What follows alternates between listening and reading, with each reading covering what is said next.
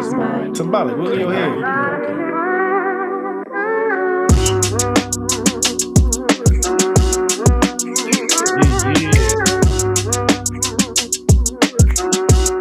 That's what we doing. Yo. Razzle dazzle. Yo. Not the razzle dazzle. Razzle, Off razzle. camera, by the way. Yes, so we have collectively decided that we are going to make Black Simon the center of the show because he has no camera. And, you know, you just got to shed light on the fact that there is no light on his face. You know, this How is... do you know there's no light on my Because I face? can't see it. So I can't you have to verify see it. You Yes. can't see. You have to. I don't even I know. think you over there sitting in the dark. Prove me wrong. right, that part. Show thyself. So this week we are celebrating Women of the Future for Critical Thinking Week live, and we are here with all of our hosts, starting with first and foremost Black Simon, because Yo. can't see him this time. He's not gonna be the voice in the clouds. He's gonna be center stage. Then we got Symbolic. Wiggle your head, Symbolic. Wiggle it. Yo. Yo, let's send some invites out, y'all. And of course, last but not least, we have the Shaughnessy. Oh, am I cutting out? I'm not cutting out because I got a strong gate on. Very strong. It was a tiny bit. Okay, well, we good. We just got to get up a little closer to them. Yeah. My head is, on top of the roof. So, here. What's up? We is here. We is here. This is the last. You said it already, but this is the last week that we are officially celebrating Women of the Future. Women of the Future are celebrated every day, all day around these parts. I was about to say, I didn't say it was the last time. Yeah. Well, this is the last week. We are officially branding that we're celebrating Women of the Future. So I'm excited about it being Critical Thinking Week in Spirit and in Truth. Olori is about to rock this all the way out. But with that, I'm going to go ahead and go first with the greetings and gratitude. Super grateful for Mother Nature. She is everything. Absolutely. That's it. Next. Black Simon, what you grateful for? I'm grateful for my dad's electric pickup truck. That's what I'm grateful for. I know it seems small, but gas prices. Whoo-wee. Sound kind of tight. It's a pickup truck.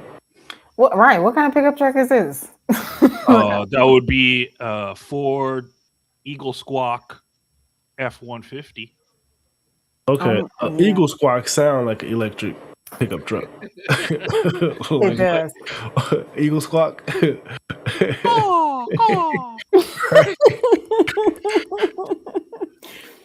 That's crazy.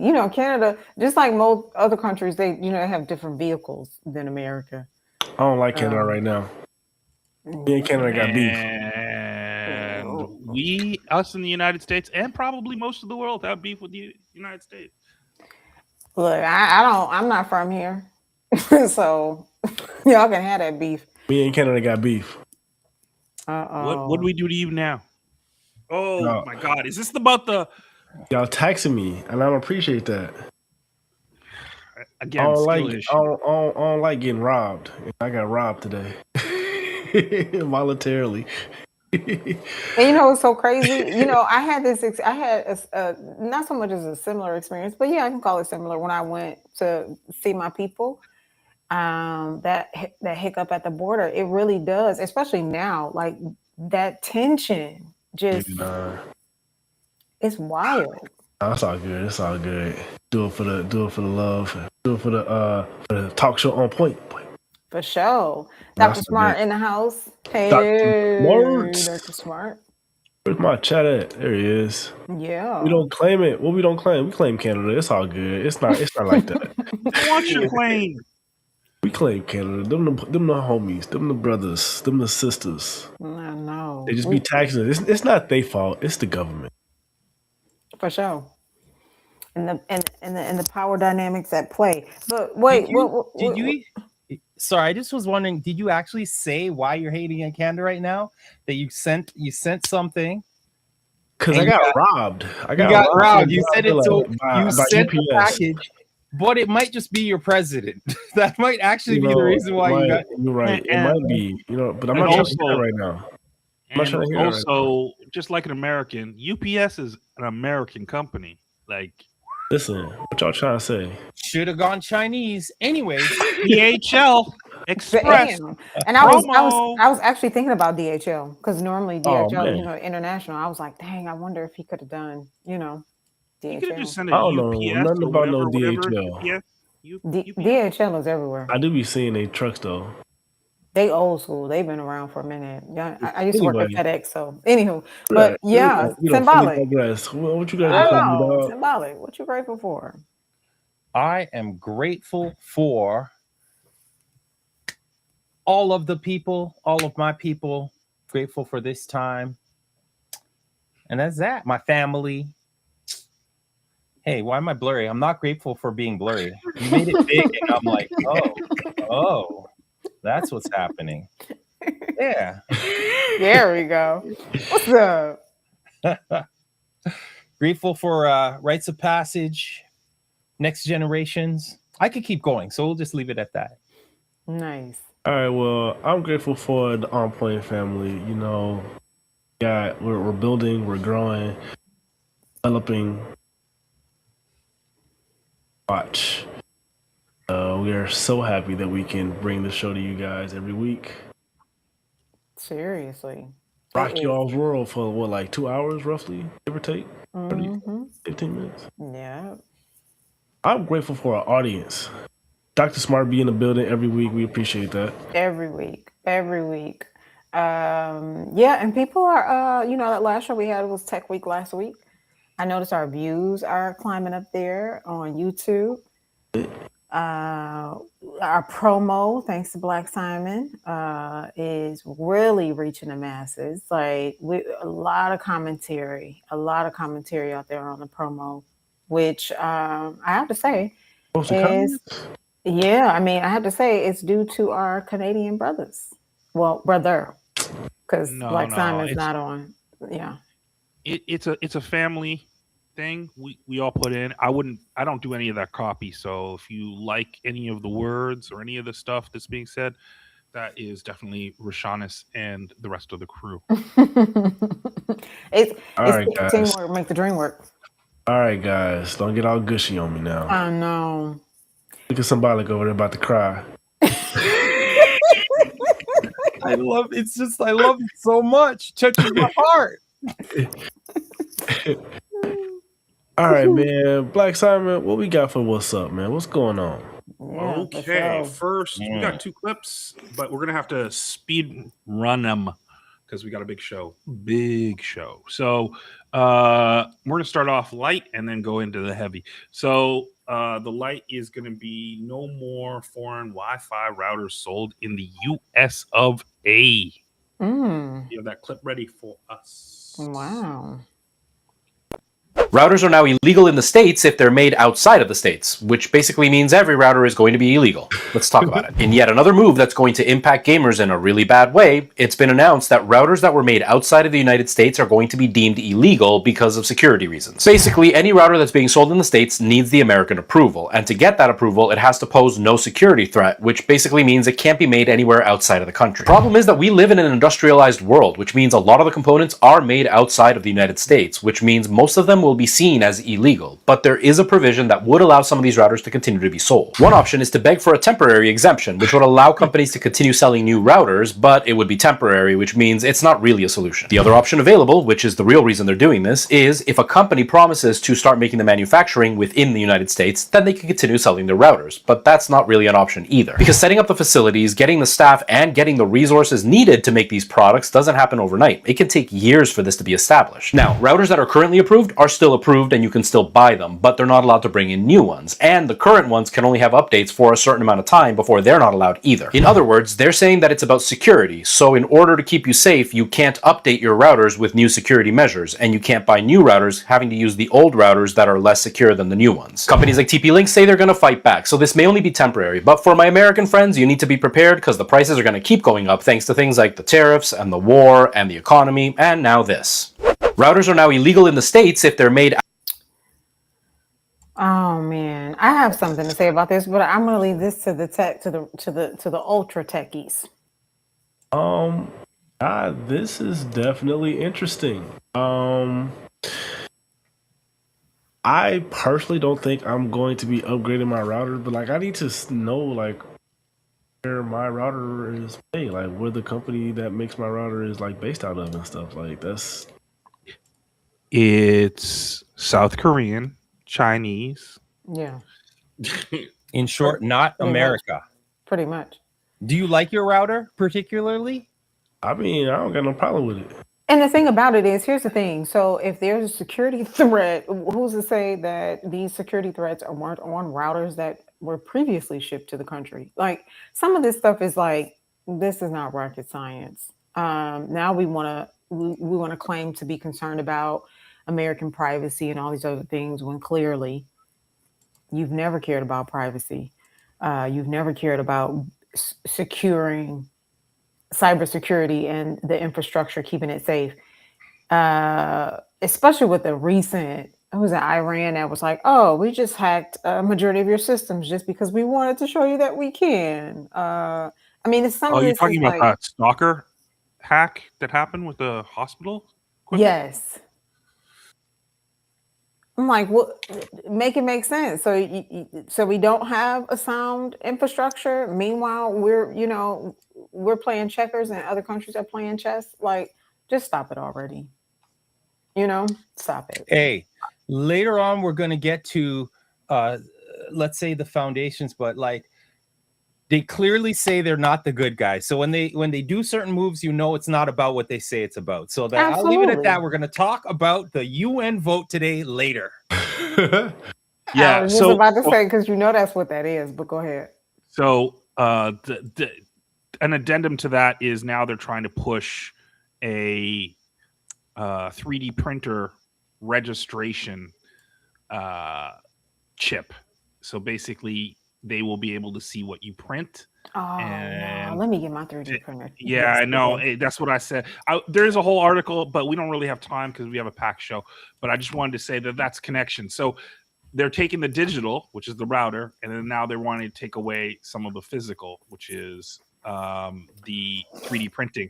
And what was really, really interesting about that article was, I think it was actually came out. There was an article about the 3D printing that came out of the military and how one military, I don't know, corporal or somebody serving in the military 3D printed special antennas for their equipment. And it cost like, I don't know, a couple $100. But those antennas cost the US government like $600,000 over like 6 years because they pay $57,000 for each antenna, and they were able to 3D print them for $10. So that's another reason I believe that they're trying to cut back on all of this, is because you have the ability to 3D print things that can be cheap for your home.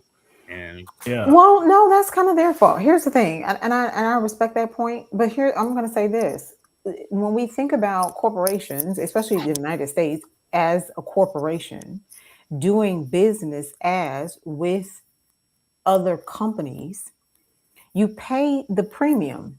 Lots of times those contracts go to they fucking homies. Excuse my English. So if you paid $600,000, I don't give a damn. You didn't hire my company. So that's your fault. Don't penalize me because I'm over here trying to make Sonic for my baby to play with. Like, that's just a no. So it just goes back to just this surveillance and this, you just trying to, come on. We already know what's coming. Smart cities are coming. We already know.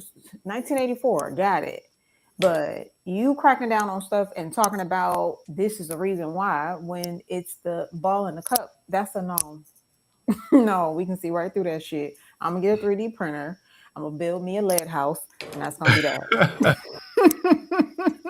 I really think people should try to grab a 3D printer if it's in your budget to do that as soon as possible, because they're gonna try. I think also they're gonna say it's about the ghost guns, which is 3D printing guns, but I didn't want to say that because I didn't know how far we were gonna go. But I'm like, so you afraid I'm about to print a Uzi up in here, protect my life? But I thought that was the whole American way, right? Like you should be able to make anything, especially a gun. For certain That's like people. in your constitution. Yeah, for certain people. Not for me. You want me to be strapped, huh? Because I just can't wait until we see. Like we know we're really deep into the sci-fi dystopia when they're raiding people's homes and what they're carrying out is not weapons but 3D printers. Man, I will call Afro Man in a heartbeat. Like, bruh, I need a whole album again, stat. Like, you over here raiding people's houses and getting your feelings hurt. Did y'all lemon see pound that? Cake? No, lemon pound cake. But did y'all see the clip where he asked him, "Well, are you the attorney? Are you a son of a bitch?" And he was like, "No, she's been dead for a while now." And I'm thinking, did you just call your mama, B? Fuck. He said, first of all, he said no. Like, what do you mean? No, that part. I mean, I'm like, so you needed to be clowned. Right. Pound cake and all. Like, you needed to be clowned. What's up, fam, in the comments? JY's in the building. Empress NG in the building. We so glad to see y'all. Yeah, but. Yeah, and we're going to run that New Prayers on My Steps by JY's in a bit. Yes. Okay, well, I digress. Everybody get a 3D printer like yesterday. Get you some decent grade filament, something that is non-toxic and biodegradable. Especially if you're printing toys for the kiddos. Facts. Let's just keep it moving with the things we need that we know we need to create. So yeah. Moving right along. And we're gonna go jump right into the next clip, I think, Ivy. Okay, Symbolic, do you want to preface this with anything? Oh, we're running this. Well, I mean, simply that there was this actually speaks about it. We can give some context later. The UN today, forwarded by Ghana, voted on the most ridiculous as it may be was the transatlantic slave trade a most what's the word? There's a very particular word, but a crime against humanity, but actually on the highest scale. And so let's watch the clip, then we'll have a few words. What is the worst crime in human history? Slavery. That's what Ghana says. This month, Ghana will submit a resolution to the United Nations General Assembly declaring the transatlantic slave trade the gravest crime in the history of humankind. And this isn't just symbolic. It's part of a much bigger push for reparations. Officials say the goal is to finally recognize the scale, the duration, and the lasting consequences of this trade. Because this wasn't something that simply happened and ended. Its effects are still shaping economies, societies, and lives today. We are talking about over 12 million Africans forcibly taken from their homes, families broken apart, entire cultures disrupted, generations impacted in ways that remain visible right now. Ghana isn't acting alone. Several African and Caribbean nations are already backing this move, but not everyone agrees. Some European leaders are pushing back, arguing that present-day governments shouldn't be held responsible for crimes committed hundreds of years ago. So now we have two positions. On one side, you cannot move forward without acknowledging and repairing the past. On the other, let the past be the past. If this resolution passes, it could open the door to things we've never seen at a global level. Not just money, but official apologies, policy changes, and perhaps even the return of cultural artifacts. It could completely reshape how the world deals with historical injustice. So, can the world truly move forward? without confronting its past? If you like stories like this, follow us on our social media channels.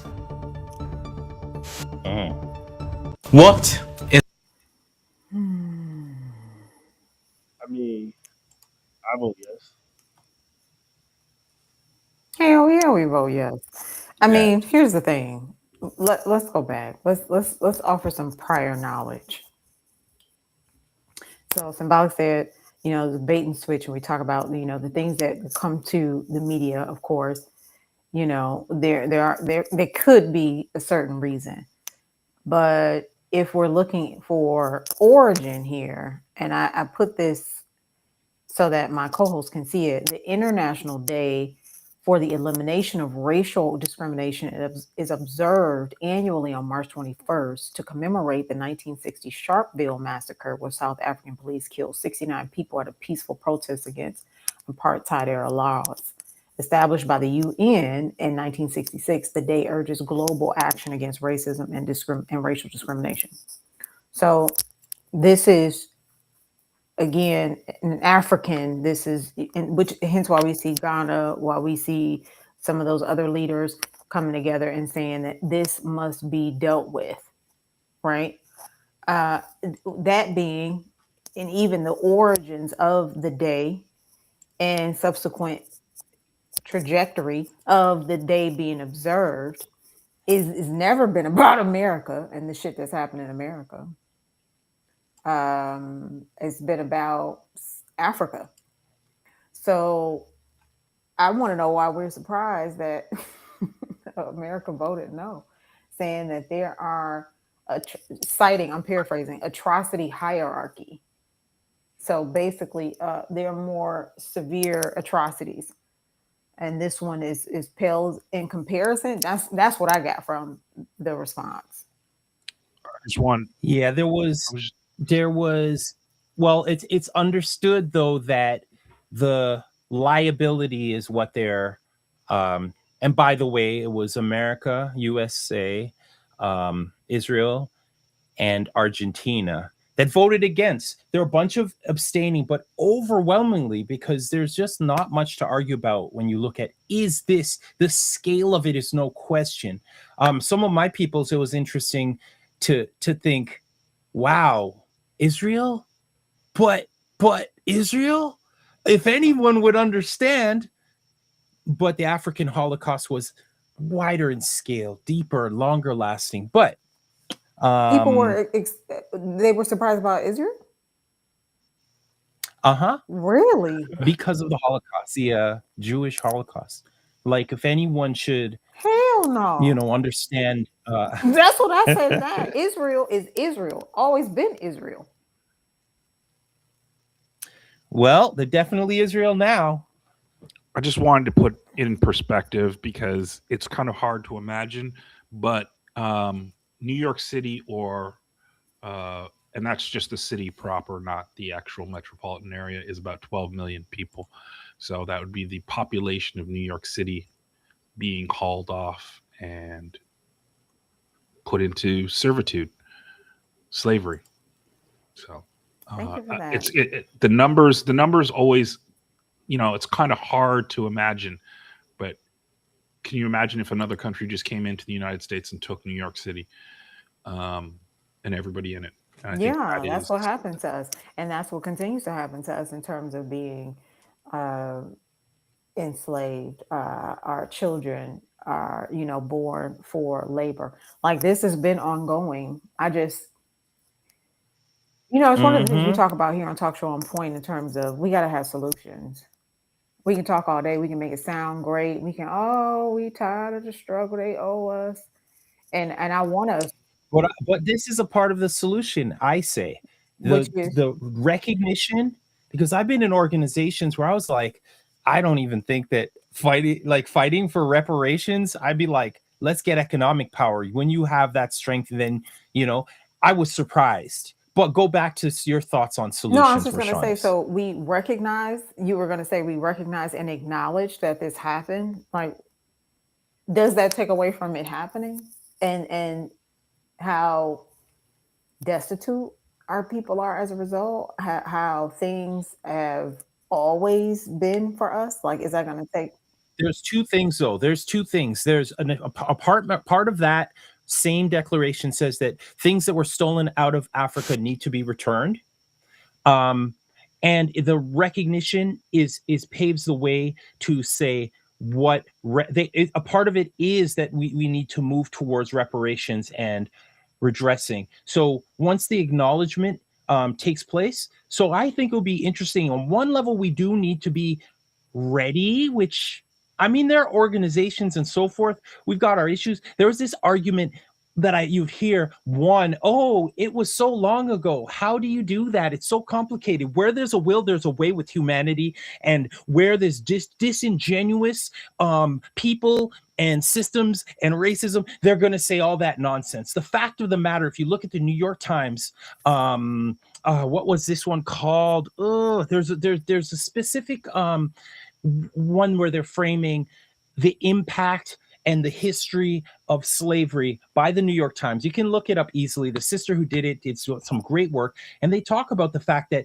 you can find the institutions. It's not a hard thing. You can look at institutions that made money as a result of that, including the insurers, the banks. There are these institutions, they're still there, but to act like on the side of these bodies that are obviously entwined with those interests, oh well, how do you do it? This is disingenuous. We know that it's quite easy to see. Not only that, it's measurable to see the disadvantages that both African descendants over here, as well as are people across the map. One last thing I want to say that was interesting I saw on TikTok was one someone in the States was saying, well, every bit of that should go to America. And it's just like, wow. What did they called? FBA? Like, no, this is, if anything, it screams Pan-Africanism. So when I say the institutions to be able to handle this, we really need to be thinking like, how do we, it could cause an influx from those places, the places affected, and back to the continent, because we're not right if we're not thinking about the continent. I will. You know what? I'm gonna salute you on that one. Here's, I guess, just layering this is thinking this through. So let's say let's fast forward to reparations. They're all being administered, and we're not even gonna go over the grief or none of the non-economic damages that we've suffered. We're not even talking about that. But let's just say we get the reparations. To your point, and I strongly believe this is what we have often championed here on the show and otherwise, it's really, really uniting around common values, around building systems that benefit and sustain our legacy. Because again, let's just hear me out. Let's say we all got $20,000. Right. And we can do whatever we want to with it. I'm just saying, let's say it was economic. How is that going to move the needle for us as a collective? Because yes, I can go blow that 20 and get Gucci'd up, do the whole thing. But how is that 20? Well, am I immediately thinking, oh, I'm about to take this 20. I'm about to call IV. I'm about to call Symbolic. I'm about to call Black Simon like, yo, so we got 80,000. What are we invested in? What are we building in? Is that my first thought? Or am I consistently thinking about how to detach from the system for my own individual intents and purposes? So this is where I come back to what did Brother Toure say? We need to learn how to be organized. And before we can be organized, we must come together on our values. Because as long as we are not clear on our values and continuously identifying through this racial lens, no matter what they do, don't do, give, don't give, it's going to be irrelevant if we cannot establish what we need to build, regardless of what they decide to do. So I'm just, and not to take anything away from this conversation, but it still is like the dangling carrot for me. Oh, okay, so we're going to think about acknowledging the fact that, you know, we destroyed X, Y, and Z. No, they're not accountable. They're not going to do it. They don't care. But if they do it, it's all right. So then what? What are we going to do next? Are we going to invest that and circulate that dollar? Are we going to, what are we going to do? But I digress. Some will. some will, and some will act according to the culture that has been adopted of individual extreme individualism, materialism, and a lack of spirit. So I would say that what we're working towards, we're not trying to say we're perfect, but we're working towards saying both now and in the future, into the future, Afrofuturistic stees, from the physical to the digital space and into the spiritual. What we're doing is establishing what our culture is and reaffirming. So, you know what I'm saying, Rashanis? And Olori in the building. Hey. Hello, beautiful. Hi, y'all. You see how I went and washed up after the last call? Look, I'm like, who is that? This is what we do, ladies and gentlemen. Olori is in the building, the creator of Portal X. Welcome, sis. It's so good to be here. Thank you.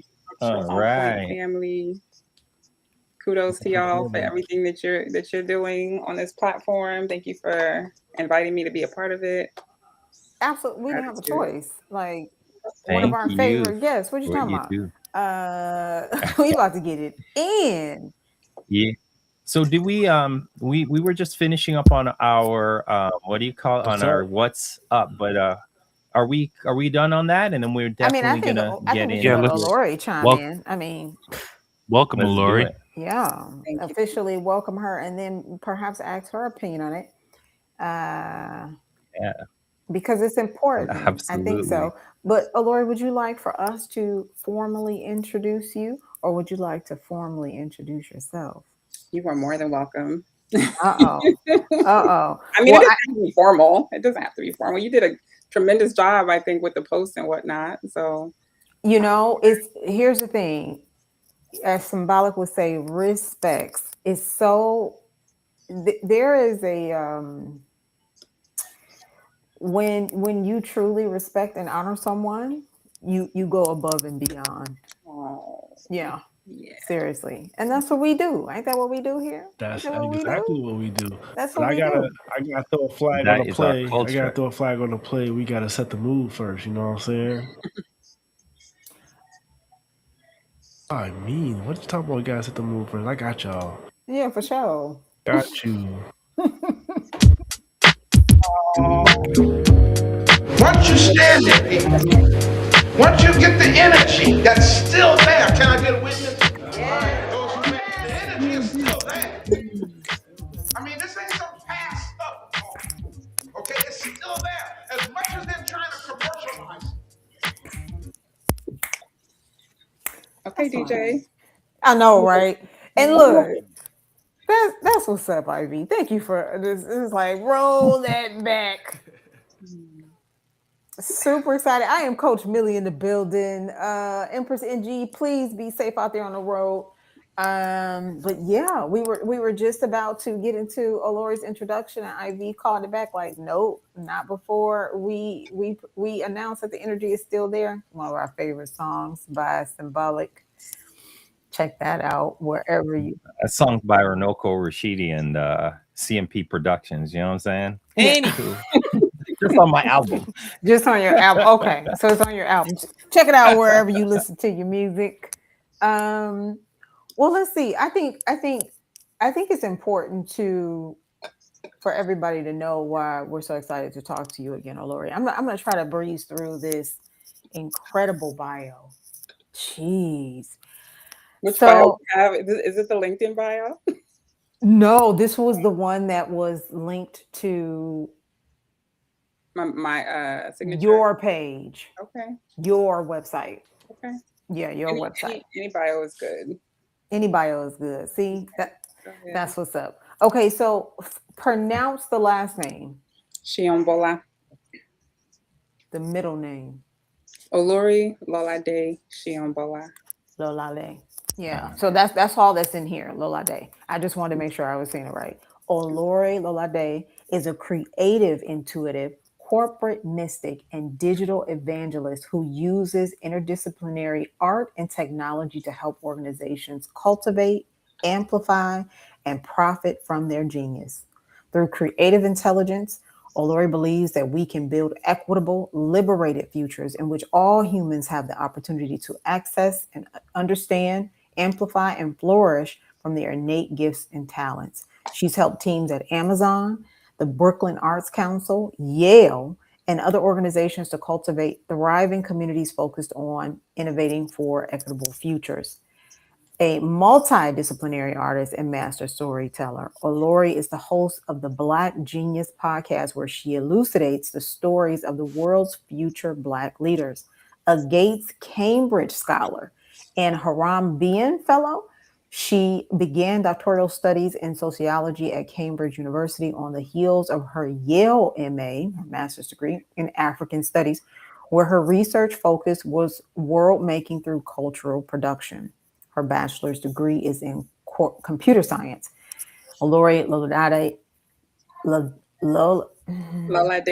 Lolade, look, I'm trying to skip, is the founder of Noir Labs, where she is spearheading the development of Portal X, hence the creator of Portal X, a gamified social tech platform, as well as the Black Genius University, the interdisciplinary African-centered learning system to be housed on Portal X.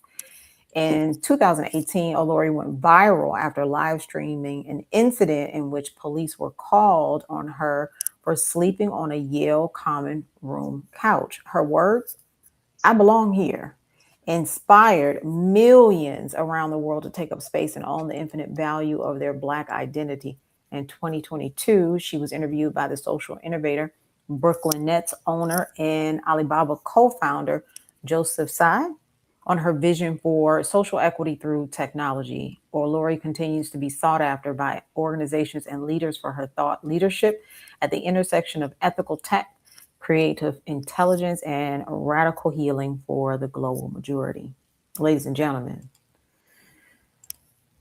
this is the creator of Portal X. Thank you for taking the time to read that full bio. Mm-hmm. It was good. It was real. It was Campbell's good. Oh wait, Ivy, no, we can't hear you. Oh, my bad. I said it was. That was legitness. Yeah, it was. It was good. I wanted people to know. Yeah. Well, hold on. Before we get started, I just want to make sure. Somebody's saying we're not on Twitch this week. Is that? That has been confirmed to be not true. Okay. I just wanted to make sure. Okay. I'm watching the streams. Okay. We're there. We on both. Okay. I just wanted to address it. We want everybody to see. Everybody. Okay, bet. Thank you, Jay Wise. Jay Wise on Twitch says, yes, you are. Bet. By the way, we're gonna run that new Jay Wise tune in a bit. Looking forward to that. We are. So, Olori, welcome. We know you've been here with us before, but we're excited to get into it today. Me too. Yeah. It's one of my favorite subjects. Oh, for sure.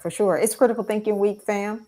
And this week's subtitle is In Spirit and in Truth. And we're asking, what does it mean to center spirit in the liberatory process? And this is, of course, near and dear to my own heart, because I believe nothing happens without spirit. Nothing. It is the key to our liberation.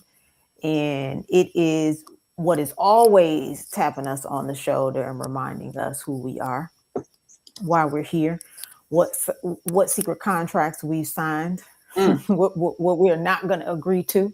So spirit is very powerful, and focusing on anything else is, it doesn't really have a healthy foundation. So, oh, wow. Coach Millie said, Jay Wise, my son's a reading teacher in real life. That's what's up. We're doing community around here. But I'm saying that to say spirit is huge. And because it is foundational to the liberatory process, we thought, why not have this conversation with Olori and connect the dots when it comes to critical thinking? Because oftentimes I think we don't even really associate consciousness and critical thinking with spiritual practice, with spiritual expansion. And we need to. And if I could just slide something in there, and much less these organizations, which I didn't hear the full bio. I knew some of the Yale and this, that, but these are not, I would say, spaces often that spirit or even economic development and coming forward. But so that's what I wanted to add. When in that context, it is pretty interesting. Very much so. I'm sorry if I killed your train of No, thought, no, no, Rashad. no. And that really does. It speaks to the foundation of the organizations, right? We've talked about this before. A lot of different organizations are out here to be out here, and we've talked about the Afrocentric methodology. A lot of this shit, excuse me, Olori, that's out here. I didn't ask you for it. I didn't ask you for that shit. You did that because you wanted to shelter your taxes, or you wanted to make yourself temporarily feel good about making the poor feel good about being poor temporarily. Like this, it's a whole game. You did that. I didn't ask you for that. I didn't want your organization to give me a bus pass or to take a shower because I'm housing insecure. That's not going to do anything to, I mean, it rarely moves the needle. So when we think about these organizations and them being disingenuous and disconnected from the spirit as the liberatory process, that's by design. We know that. So that's why it comes back to us. Well, how are we reflecting? How are we envisioning spirit, and how are we reconnecting? How are we centering that? And the first thing, is, what does that mean? What does that mean to be deeply spiritual in this day and time? And how does that show up externally? Converging the harmony to be constructive internally, despite the outside influence, because all of these organizations have your mission, your vision, your values, your proposition. And oh my gosh, you have to file this paperwork and file that paperwork. But what does it mean to say, you know what? This is at its core going to embody spirit, and the outcomes will be informed by spirit, right? What does that mean? What does that look like? Wow, such a powerful question. I mean, I think the first thing that I would start with is just that consciousness, like that awareness that we come from spirit, right? That everything that we experience, everything in our reality, right? It all comes from the ethereal realm. It comes from the spiritual realm first, right? So this is a conversation that obviously makes sense for people who believe in the divine, right? You believe, and so I always say, like, even atheists believe in God. Right. But what it means to be spiritual is to truly have a relationship with the ethereal, with the divine, with the unseen realm, so to speak, right? And I can really only speak for myself and my personal experience. For me, it has meant many things. It has looked many different ways in the course of my life. Right now, in the most recent periods, it has been just a listening, a deep, deep listening, right? You could talk about practices. We can talk about, all the different things that facilitate that listening and that hearing and that wisdom. But it really starts with the consciousness that I didn't get here by myself. I don't give myself breath, right? And so the divine force that created me, that animates me, right, that shaped me like clay or whatever, that is the truth. Like, that is the truth force. Like, that is the origin of everything. And so the more in tune I am with spirit, the more connected I am, the more conscious I am of spirit, the more I have the opportunity to be aligned, right, with that sort of consciousness. Because now when we talk about liberation, I think about, our mantra at Noir Labs is liberation from within, right, as opposed to something that somebody else has to give us. And so when we talk about liberation from within, it is this acknowledgement that we were born free. We were created to be free. Liberation is our inherent identity. But because we live in this, this sort of Western realm, this very, earthy realm, whatever, we are made to forget that constantly. This things are designed, this structure is designed in a way that's meant to keep us forgetting our divine nature. Because when we're in touch with our divine nature and with our, and aligned with spirit, we become much more powerful than we are otherwise, right? We have a lot more influence on our material world. right? So I hope that answered your question at least a little bit. So I can take that. Very much so. I mean, here's the thing. I love that you started it out with a relationship. So, I've always said this, the base with a relationship is relate. And so in order for us to have that relationship with spirit, that means we have to tap in, sit still. It's there. And that listening, that being one of the agreements, the exchange, the prayers, the meditation as listening, it really is cultivating a relationship, not with the deity, not with the representation. Just even to your point about the liberatory process, like we really are free people. Why do you think people hate us? Because we free with it. We out here can rock and do anything. It's like, yeah, I did that. What? You did? The one thing I would say about the deity, I have this conversation a lot. And, as Black people, oppressed people, we have passed through a lot of different spiritual traditions, right? And we've been told like, this is for you, or, that's for us, blah, blah, blah, blah. The baseline being that Black people are the indigenous people of this planet. And so every religion emerged from people that were brown skinned, right? Absolutely. And I believe that the deities are very helpful if you are somebody who is truly in pursuit of like truth, right? If you're in pursuit of like the relationship with the divine, sometimes it's only the deities that give us that pathway into, right, understanding, right, being able to look at the character of this person, or the savior is a very charged word, right? But being able to look at the example and how people moved on earth and how they remained in tune with spirit, or how they embodied spirit, it gives us a model for how we might, right? But I think what's really helpful and beautiful about this time is that there's so much more freedom to explore, our relationship to the divine based on our own individual understanding, right? Our own sort of like somatic experiencing. And so however we choose to commune with the divine, with the creator, with the force of, that is in all things, I believe that we can always find our way to that divine force through any pathway that we really feel a strong connection to. I love that. I really do. Because, and I wasn't prefacing, I wasn't setting it up for deity to, one or another. I'm a Buddhist. Right. So sister, she chased me down yesterday. I was at this community event. She was like, oh, you said you were Buddhist? And she was interested. And first thing she says, I don't know no Black Buddhists. Right. Same thing I said when I joined the practice. So the deities, they are representative. They do help you establish characterizing what liberation looks like, right? What it looks like to be oppressed and suppressed and transform, right? That revolution in and of itself, sometimes you do have you need that narrative, you need that personification. So that does not disqualify, and I've always been like this. If your means of spirituality, even if it is religion, is working for you, great.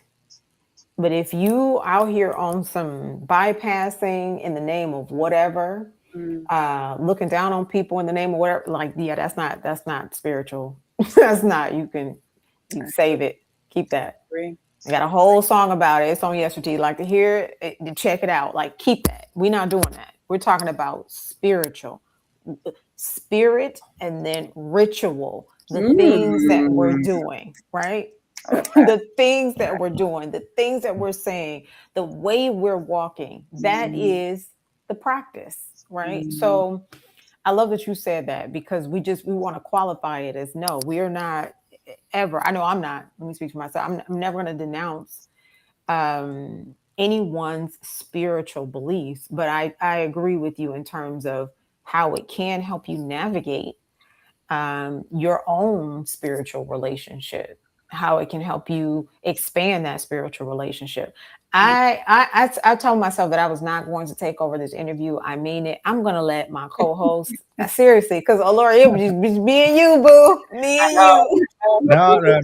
I want to ask a quick one, but I love the sisters talking and what you're bringing up, and I'm just along those lines. What comes to mind, I just want to ask is, just right along those lines, many people are not using, when they talk about spirit and they go into these realms, they're not thinking similarly and on a very basic level that the spirit is one, the creator is one, as much as we can look at the personifications. So I wonder, how do you deal with our people potentially in order to, like, knowing that there are spaces where people are dividing or they're defining differently, and according to, you use the term liberation, unliberated. So I wonder, how do you maneuver in those cases, and either whether it's pulling people towards a way that you can work with, or what? I hope that's a question. It works. It's a very important question. It's something that I wrestle with all the time. So one of my closest collaborators, we have this kind of ongoing debate in that sense, right? In this space where we talk about liberation, we talk about, ending oppression, we talk about, decolonizing ourselves, right? We've talked a lot about colonizing our minds and our bodies. And I think we're now in the time of decolonizing our souls at a level that we haven't really, done that before. And, when I mention this collaborators, because, my background is like, I passed through so many different traditions, and I always come back to Christ as like the representation, the embodiment of love and Ubuntu that I connect most deeply with. At the same time, I see that representation in Buddhism. I see that representation in expressions of Islam. I see that representation in ancestral practice. I see that representation in nature, and I always say to my friends who are like, either they're in like African traditional spiritual systems or other religious systems, and they're trying to convert people into their beliefs, right? I think a lot of us have been cultivated in such a way that we feel like we got to win, right? Like, my religion got to win. My spiritual practice is the only one. It's the right one, blah, blah, blah. And I just believe that true spirituality is so deeply personal that you cannot mandate it. You cannot tell people what to believe. You cannot tell people what is true, right? You can only share your personal experience and hope that your personal experience edifies the next person and that they find some truth, and that truth brings them closer to the divine, right? I don't believe that there's any one universal, and this would be like blasphemous to people who call themselves so-called Christians, but I don't believe there's any one tradition that everybody on the planet is supposed to be, right? I think that if there was, there would probably just be one person. I think that if there is, the closest thing to that is literally us all coming back to a consciousness of the infinite divinity, right? Like, no matter what path you're walking, if we could all somehow come back to that consciousness of like, we are all connected, we are all integrated, there's no true separation in the sense that what happens on one end of the planet impacts another end, right? And so, and which is factual. Even now, as we're divided, it's a thing. It's just, we're not. And that's there. That's one of the things I was thinking about this conversation tonight. I'm glad you said the word divide, because I believe that is the true enemy of everything, right? Is us being like, all the time, that all the different ways and means that we are being told that we're different, and we're being told, we're being pitted against each other. And religion is a really powerful way to do that, right? You indoctrinate people to think that if people don't believe you in your religion, they're going to hell, you have the right to go kill them. It's insanity. And so the idea of that divisiveness, that constant sense of, I have to be better, or mine has to be truer, or I have to be righter, that I think is one of the most destructive things. And so, coming back to your question in terms of liberation, if we are to survive, if we are to thrive, it really has to matter more. Our unity, our ability to collaborate, and our ability to survive together has to matter so much more than what mascot we represent, what book we represent, what deity we represent. That unity consciousness, I'm gonna say it. I mean, it's at the core of all things good and wholesome. We can't live without it. And that competition that you just talked about, which is, you know, the societal way. Like you said, I got to be first. You gotta do what I do over here, and or else you're not a part of the cool kids club. Like, yeah, that's not. You know, that's not native to our culture. It's not. So when we think about spiritual in this way, again, that's why we have to be very clear about religious versus spiritual, right? Religion in and of itself has some negative. It's not all 100, y'all. It's like Olori was saying, you have to do these things. You have to do these things. You're going to be punished. There will be consequences. You will feel the wrath, and then you will go to some place and just eternally burn. Like, and that's not just Christianity. There are consequences, like you said, through every religion. In Buddhism, there are gods. There are 10 worlds. Hell is in all 10 worlds. So when we think about, I mean, even Islam, we know this. Prophets, there are so many similarities, but to that point, we're all walking back home. We are. We're all walking back home, and whatever path you choose, understand that spirit is core. You can't do anything. What you doing without it? What you doing without it? Which is that detachment, that division that everybody is seemingly on lately. Like, well, I'm just going to do this thing. I mean, even think about our systems. We talk about this offline with social media. So we're going to follow people. Where are we going? Where am I following you? I'm so glad you said that. You know, I get so stressed out when people ascribe the word leader to the wrong people.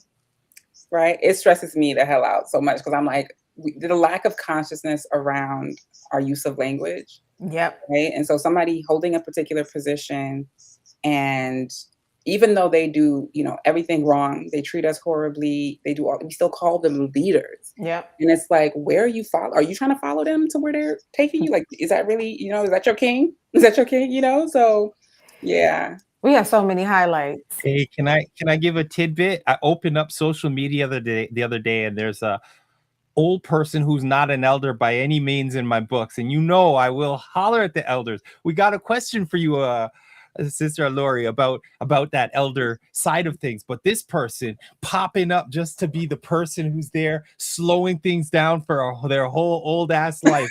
I wanted to comment in that. I said, you know what? Take a deep breath. You'd rather be keyboard warrior. So similar. So yeah, similarly though, like you say, leaders, like we have, and now at least I could say in Toronto, I know there are elders that I know that are talking about that.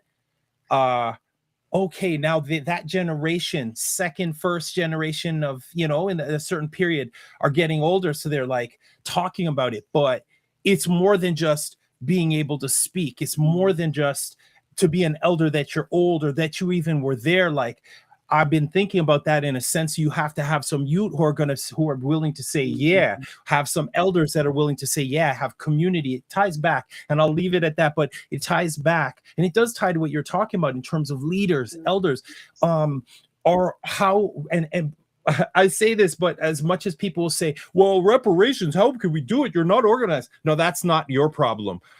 We're ready, but are we internally ready?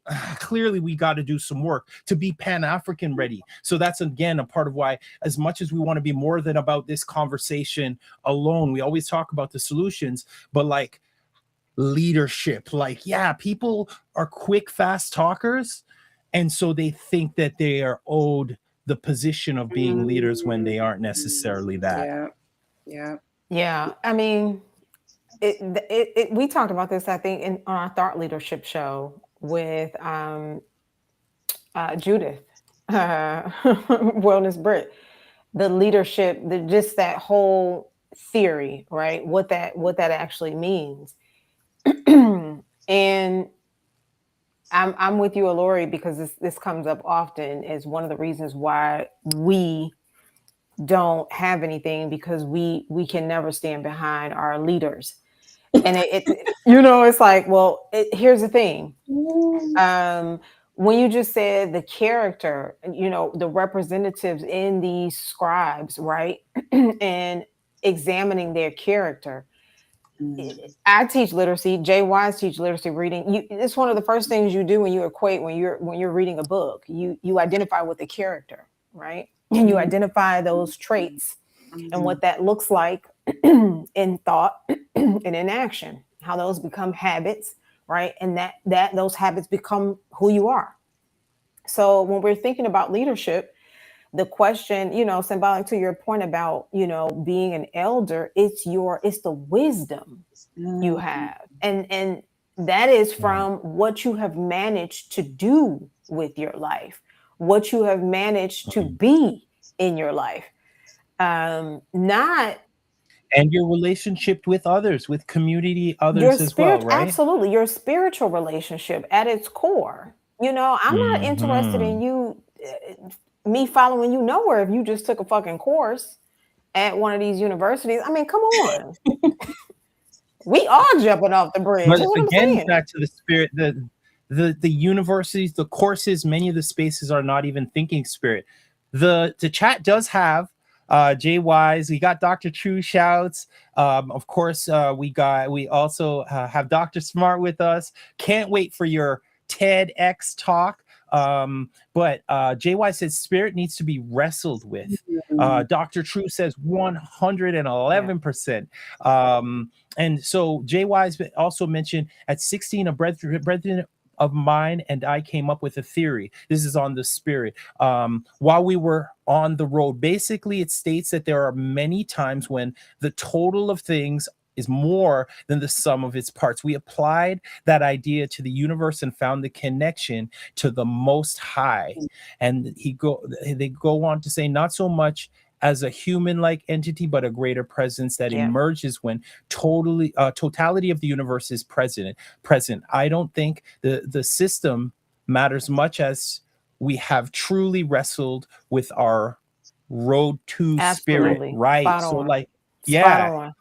Thank you, I love that. And it reminds me of the theme being critical thinking, right? Because this idea of like wrestling with spirit, getting to our own understanding of the divine, like on a personal and like somatic level, it comes from that access to critical thinking, which comes from the freedom to ask questions or being taught what questions to ask. It comes from access to information, to history, right? To different perspectives. And so I fully wholeheartedly agree with that. I don't think that you can really come to, it would be really hard to come to a true and living relationship with the divine if you don't do that wrestling, if you don't have those challenges, if you don't have those questions and those moments of like, I don't know if this is real. Prove to me that you're real. Show me something, right? Like you being in dialogue with the divine. And there was something else that came up as y'all was talking about elders and leadership. I don't know if y'all would have seen this clip on Instagram. It was kind of viral. It was a lot of people that had seen it. And this woman who teaches like about relationships or something, she brought her son on the camera, and he was like 5 years old, max 7 years old. And he was talking about mirror work. And, you look in the mirror. Oh, I do. She was a sister. It was a sister. Yeah. It was a sister with her son. Yeah. He was talking about mirror work, and, you look in the mirror, you say things to yourself and things happen, right? And it was one of those moments of like, yeah, I know that. I remember that. Let me start doing that again. And I started doing it again, and it's been very beneficial, right? This is a child. You know what I mean? That's a form of leadership, right? Because leadership is tied to vision, just like you talked about it being, connected to, your relationship with the divine. For us to have vision, for us to lead people somewhere, we got to see where we're going. We have to see something, right? It has to be something that is like drawing us forward. And so when that thing is drawing you forward and you are sharing with others how it is drawing you forward, they naturally are going to come alongside you. They want to come. They want to come.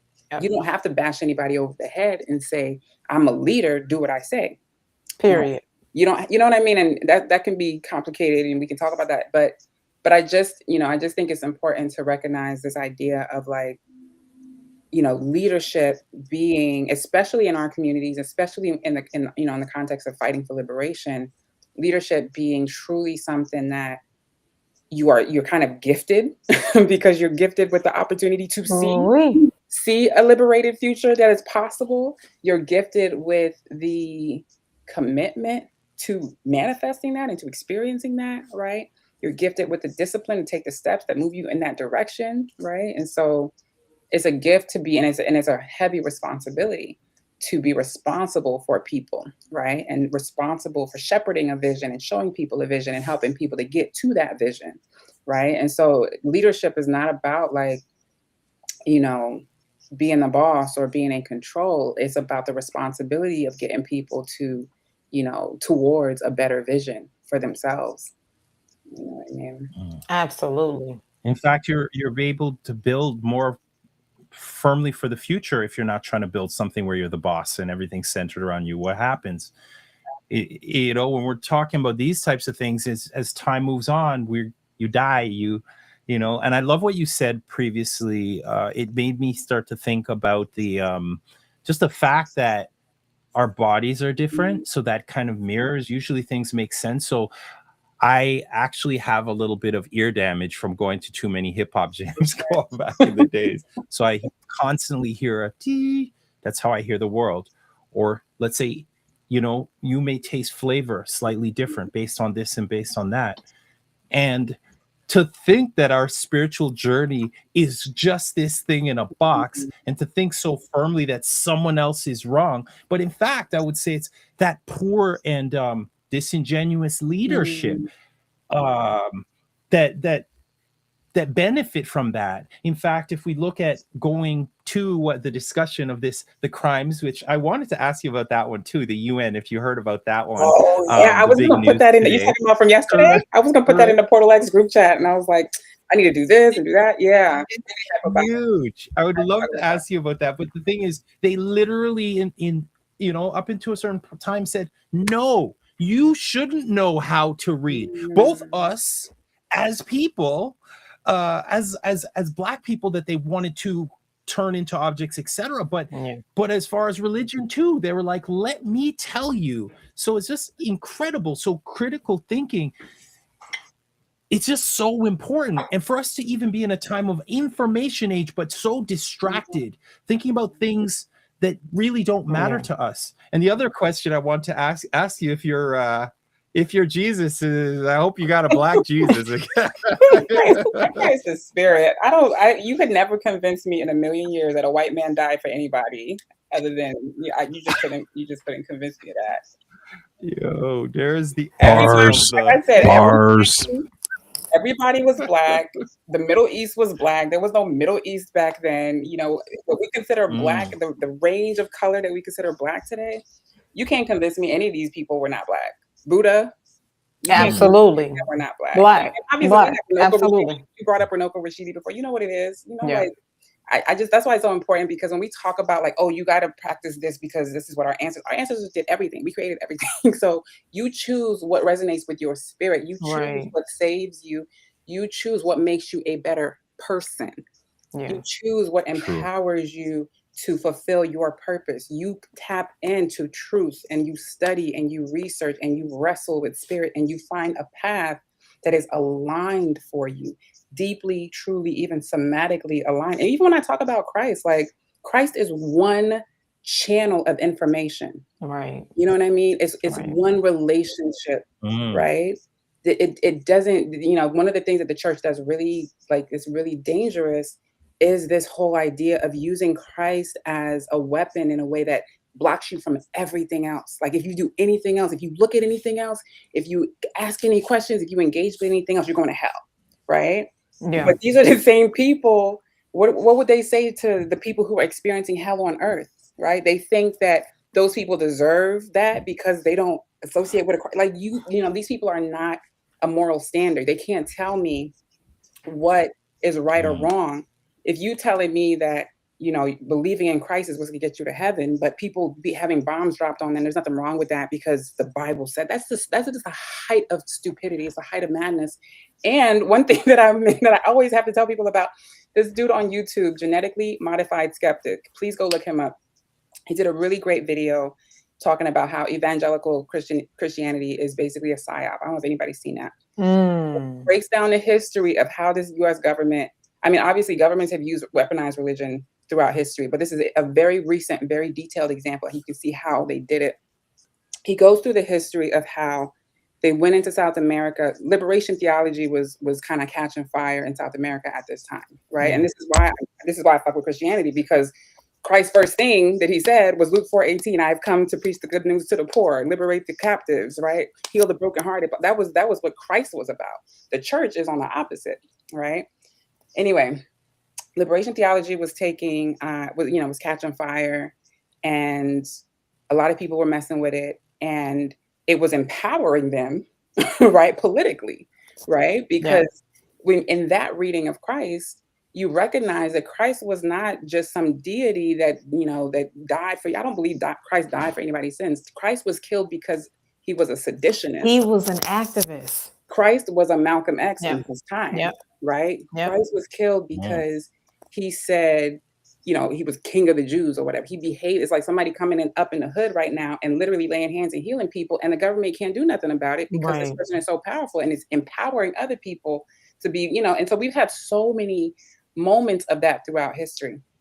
Anyway, CIA comes in, they fund these people to be pastors, right? They go into, into indigenous communities, and they start to indoctrinate them with this other Christianity that's supposed to make them feel like, living off the land is evil, right? And now, how many years later, like, we don't have control of our land. We don't have control, so this is the same repetitive cycle that we've seen all over the planet with these people who I call the scourge of the earth, not necessarily just based on race, but based on ideology.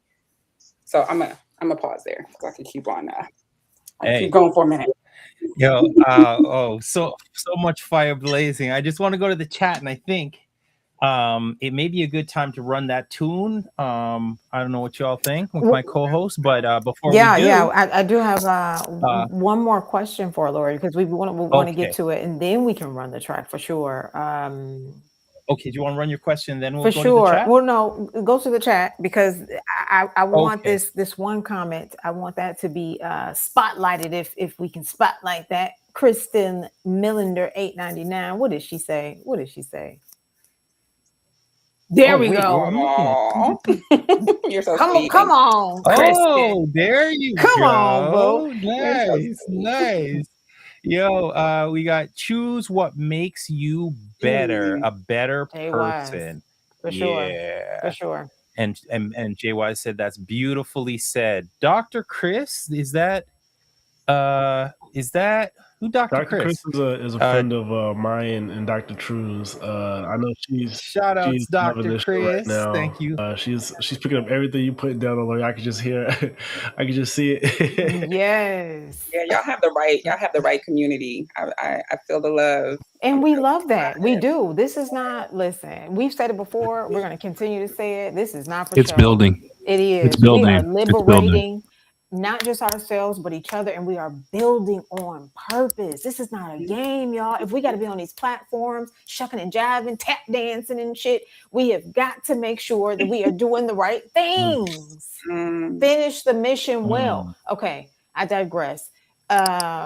I do want to ask, because this is when we talk about in spirit and in truth. I love that earlier you cited, we were talking about the tools to help us navigate. You brought up the representation of Christ. I've always said that even when I was started navigating, moving away from Christianity, for some of the other reasons, Olori wrote a beautiful piece on God as a Black woman in this book club that we're in. We read the book by Dr. Christina Cleveland, and so much of that resonated.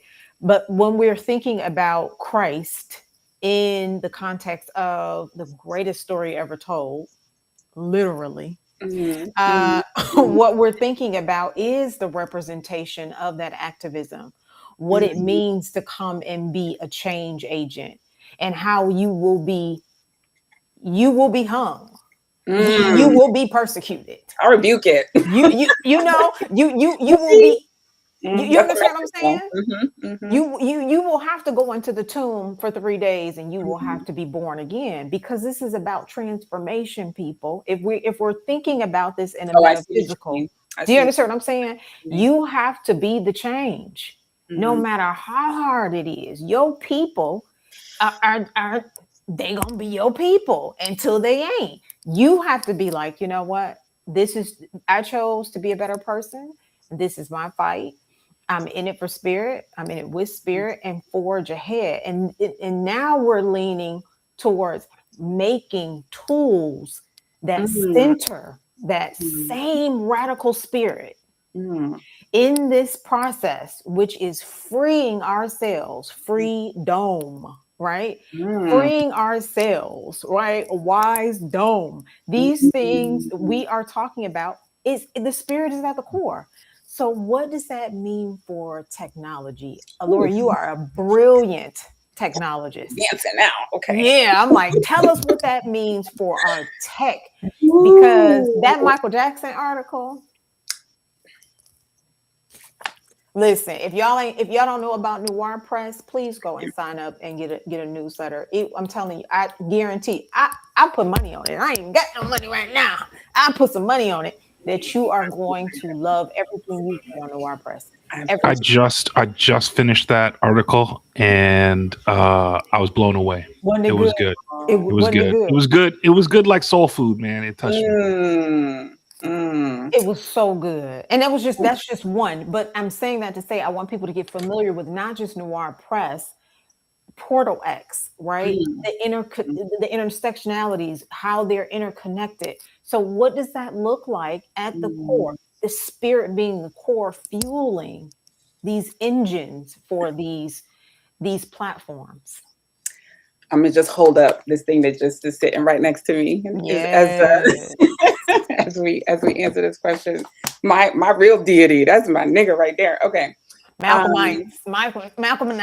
Yeah. That's another piece that's coming up on Soul Medicine.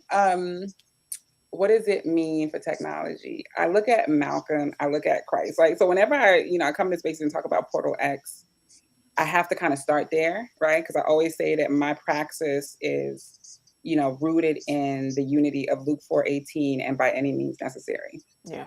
Right.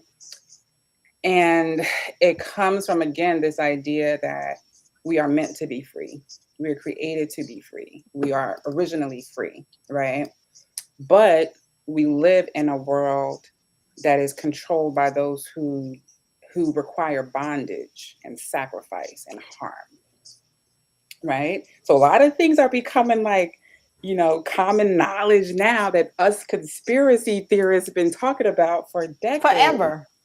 Right? So that the average person can more clearly see now, those who are actually engaging with these truths, that we live in a world that is run by the demonic, the evil, right? Like when you so-called Christians get up there and talk about crystals are demonic and sage is demonic, but they're not talking about, Satan, Yahoo, and and the government system. That they're lost. They don't have, the basis. But the bottom line is that if you recognize liberation as the baseline, truth and justice and fairness and kindness and love as the baseline of creation, and everything that you create reflects that, right?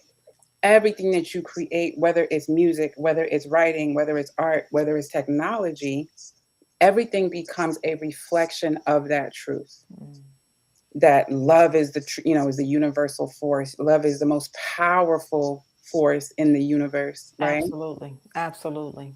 And so whatever we create from that understanding liberates us, it frees us, it empowers us, it strengthens us, it sort of reinforces the goodness from which it came, right? So when we talk about technology, I'm always trying to get Black folks, to get deeper into tech, to understand tech. I love to talk about technological thinking, which is very deeply tied with critical thinking, right? It is really the ability to connect the dots, right? And to see how things connect and see how things sort of automate in the world. I come back to your spirit ritual idea, right? spiritual militancy, which is a term that came to me through Malcolm X, right?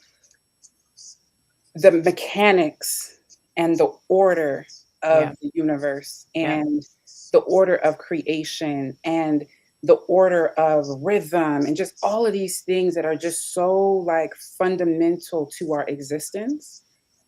When we think about technology at that base level, how the sun comes up at the same, you know, in the same rhythm, the moon shows up in the same rhythm, the stars, you know, they're in the constellation, how our cosmos operates, all of this is like baseline technology, right? These are rhythms. And then we built our practices based on these rhythms that are simply universal truths, right?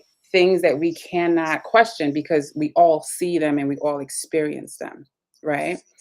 And so I think when we think about technology from that basis, we recognize that humans, when we iterate on technology, we are simply recreating what is in the cosmos, right?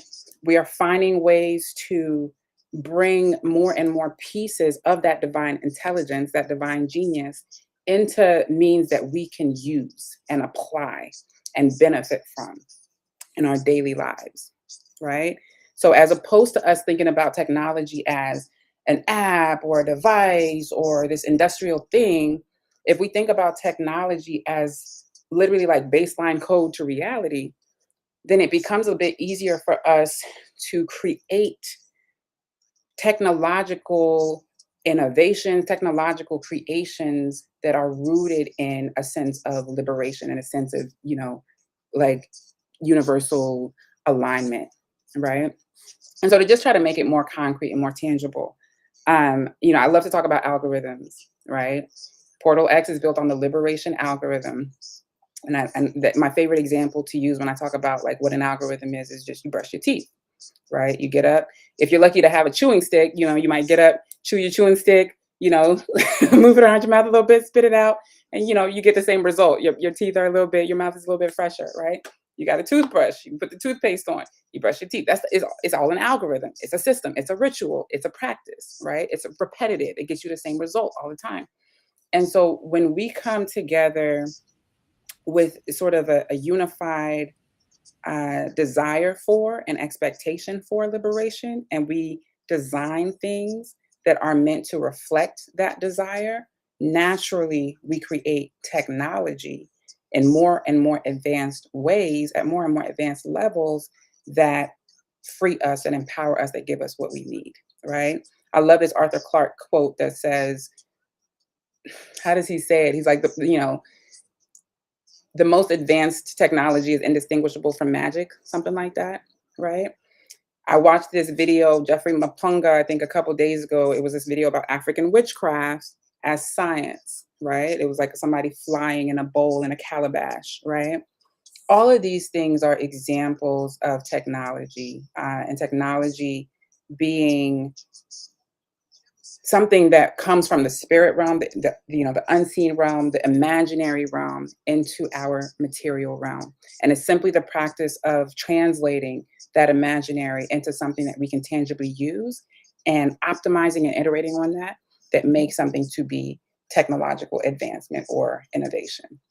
All right, so now coming back to Portal X and Malcolm X and this idea that, okay, if we are already liberated, we're going to build things that liberate us. How do we build solutions that cause us to not have to fight for liberation anymore, right? How do we get out of this cycle where it seems like every generation we're marching for the same thing, we're asking for the same thing, we're angry about the same thing, we're having the same symptoms, you know, y'all can go on and on. How do we develop solutions? That's why when you talked about like, if you're an activist, you get killed or whatever. And I say, I rebuke that because I believe that we are in a time now when we have the resources, the intelligence, the power, the capabilities to not ever have to do this again, right?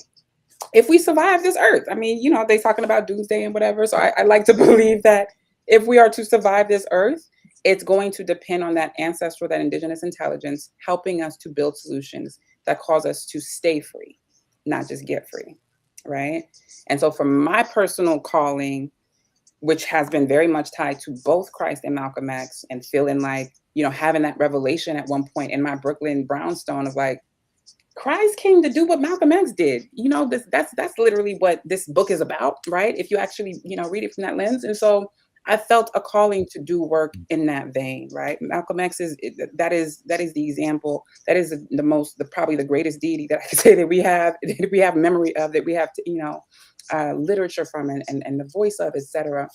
And so just looking at his blueprint, looking at Garvey, looking at Che Guevara, looking at all the historical movements, you recognize that the most successful liberation movements were those that transformed people's behavior, right? Those that helped people to see themselves as valuable, as powerful, and equipped them to create the heaven, the dream world, the liberated reality that they desire for themselves, right? And so it never came from asking anybody. It came from people reaching a place where they recognize, like, this is what I deserve, and this is what I'm going to get by any means necessary, right? And so how do you equip people with that level of consciousness, with that level of self-love and self-appreciation, to even be able to have that mental position of like, I deserve to be free, and I can get free, and I will get free, right? And then how do you equip them to build that heaven? I always reference this quote from Malcolm X where he says, equality, we don't want equality with the white man. It's not his to give. They don't know what equality is. They can't give us equality, right? We want the freedom and the capacity to build our own heaven, to live out our dreams, to live out, to build the type of world that we want to live in. And so for me, that has always come back to each of us having a purpose, each of us being creative. We're here in this physical realm. We're trying to, thy kingdom come, bring heaven on earth. We're trying to actually be free here on earth. Then each of us has a role to play in that. And I believe that the role that we have to play is in those divine gifts that were deposited in us by our constellation when we were created, right? Those divine gifts that no matter what anybody does, no matter what's going on in your life, you're still going to come back to this passion, this love, this topic, this skill. There's something in you. It could be one, it could be 10 things, but even if it's multiple things, it tends to converge around a theme, right? Each of us has something, right? And not everybody's is going to be like glamorous and fancy, but you coming back to yourself and the knowledge of self and the knowledge of your value, your inherent divine value from creation, and recognizing like, okay, I have something to offer that people need, right? So how do I now help you find out what that is if you don't know? Because this education system is backwards, because you should learn that the first day of school, if not before, right? How do I help you figure out what that is? How do I help you cultivate it and grow it and, enjoy engaging with it and using it? How do I help you make money from it? How do I help you to build a life using that gift, that knowledge, that skill, so that you can do it as much as you want to? Because if it is your gift and your divine skill, your divine gift, then the more that you give it, the more you are benefiting your community, your generation, right? Our gifts are meant to be exchanged between us to strengthen us, to unify us. It is almost like sharing love, right? We talk about love as the strongest force. So Portal X is literally designed to do all of that, right? And I was talking to my daughter today, and I was like, I'm really excited to shift from calling it an app, because, most people, like, when we think about technology, it's like it has to fit in an app. You have to understand it as an app, but we describe it as an operating system, right? There is an app element to it. If you go to the web app, you will see some of the features, but there is a whole cosmos associated with Portal X. And so the core of it is that liberation algorithm. It's all this science and all this intelligence that has gone into this understanding that you have to help people figure out what their superpowers are, right? And you have to help them cultivate them. And you have to help them find the people or magnetize the people who need those superpowers, that genius, those gifts. And you have to facilitate the exchange so that they can wake up every day and be able to buy food or get their needs met by sharing that gift, right? And so that's what Portal X is ultimately designed to do, right? You go up on there right now at portalx.space. Most people will be able to get to the chat bot, which is the beginning of the superpower calculator, right? The superpower calculator It will help you to figure out what your gifts are. We're iterating on it, so there will be some new deployments soon. But if you get to the point, so what you do is you go to the screen and you click on like Thrive in Life, right? You click on Thrive in Life, it'll prompt you to create an account. Once you create an account, it should take you to a chat bot. Some people get a blank screen. We're fixing that. But if you can get to the chat bot may not say anything to you, but even if you say hello, it'll start asking you questions to help you figure out what your superpowers are, right?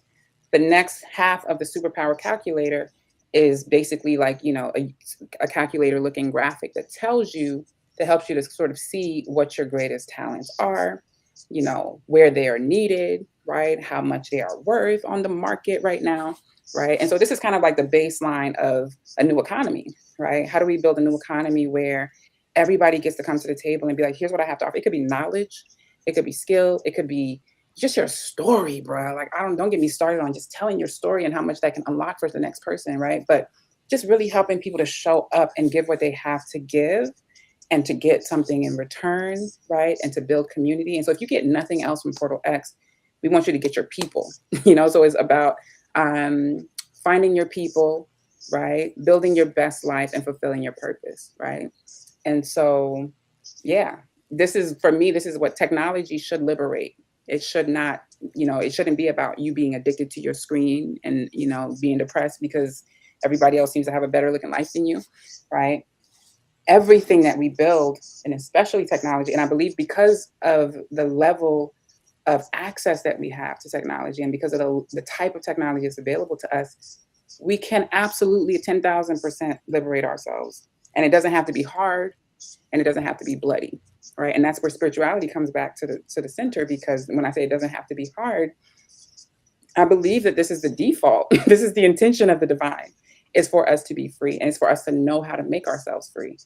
And so again, the more we tap into the divine, the more we come back into alignment, the more these truths are unlocked and our people find us. If y'all practice this stuff, then that like the more you practice, the more stuff just shows up. There's things that you can achieve just by praying or meditating or visualizing, or that somatic embodying a prayer that I call it, that you will never get by banging on doors or calling, everybody and their mama, or, sending out 10,000 emails, right?